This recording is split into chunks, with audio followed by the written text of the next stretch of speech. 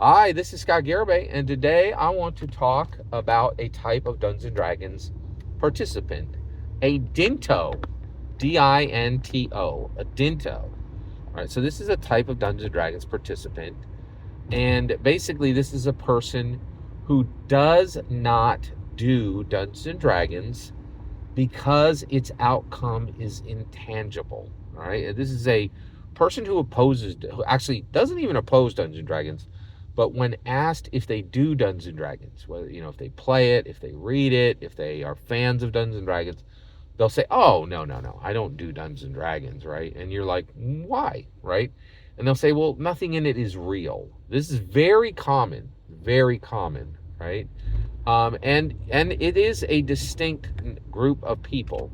So the reason why I'm taking the time to talk about this today is the difference between tangible and intangible in our current world is becoming a very significant issue in our lives, right?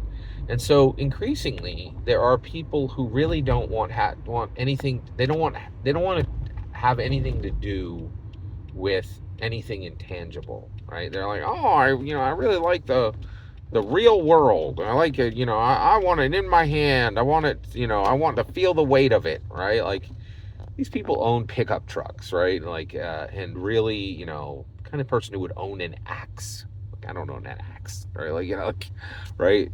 And they are engaged with the physical aspects of the world, right? But there are groups of people, and Dungeons and Dragons is at the absolute pinnacle of this, who are highly invested in the intangible. And so for some people, they're like, I couldn't sit around a table and tell a story about a person that isn't real and a world that isn't real and and engage in a story that isn't real. And for them, the intangible is not important and not worth investing time in, right? Now, why do I say that these people are Dungeons and Dragons participants? Well, first of all, if you know what Dungeons and Dragons is and you have an answer to the question, do you play Dungeons and Dragons? And your question is, I don't know what that is, which increasingly I don't think anybody's left in that block, right? Then when you answer that, you are communicating to people, you are multiplying the division, right? And the reality is, I think dintos are very important because increasingly, I think people are like, you're 100% wrong. And increasingly, I think dintos stand out. And when they object to playing Dungeons and Dragons, when they're like, no, no, no, I wouldn't spend my time on something that's not real, it increasingly looks like foolishness, not just to Dungeons and Dragons play, not to just to dungeon masters and dungeon performers, right? It sounds like foolishness even to the regular world. Now, why do I say that? First of all, Bitcoin. Like, Bitcoin's at like almost 40 grand again. Like, it's really high up there, right? Like, and that's just a long string of numbers that is valued at like 20 times what a physical gold ounce American Gold Eagle is worth. Like, that's incredible, right? And the other thing is celebrity, right? And the death of cash. There are so many things, right? Also, the rise of video games. Like, I have a Fortnite account. I'm a marginal video gamer, right? But I have a Fortnite account that I wouldn't sell for $10,000, right? Like, and the reason why is it's filled with the skins that I collected, right, over years. Like, literally, I've playing Fortnite for 3 or 4 years now, right? I have hundreds of skins, and I remember earning them, right? And I'm a rank amateur video gamer, right?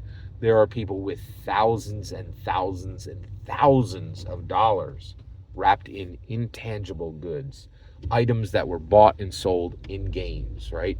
And those items are extremely real to them, right? So these dintos, again, they put the hot sauce on the taco. They make Dungeons and Dragons even more valuable because increasingly, anyone who cares about tangible things in this world looks foolish, as the most valuable things in the world increasingly are intangible, right? And that the intangible really has very much swamped the tangible, right? Entertainment.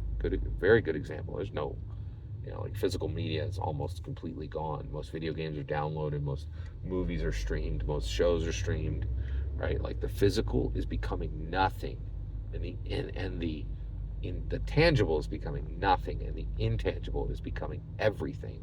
And Dungeons and Dragons was there in 1974. They were like, we will give you worlds now, decades before the rest of the world begins to explore other worlds through video games and through streaming, right? And Gary Gygax, and even right now, right? We are so much farther. Any dungeon master, any dungeon performer is 20 times farther down on this intangible road, right? The new dichotomy, right, of tangible is worth nothing, intangible is everything, right? And as an evangelical Christian, also, like, this is like super basic to me, right? Like, the intangible truly is the things that are of value. Every single word you just heard is my humble opinion. What's important is when I hear your humble opinion, when you get in the comments and send your traffic. Please consider liking and subscribing, and have a wonderful millennium.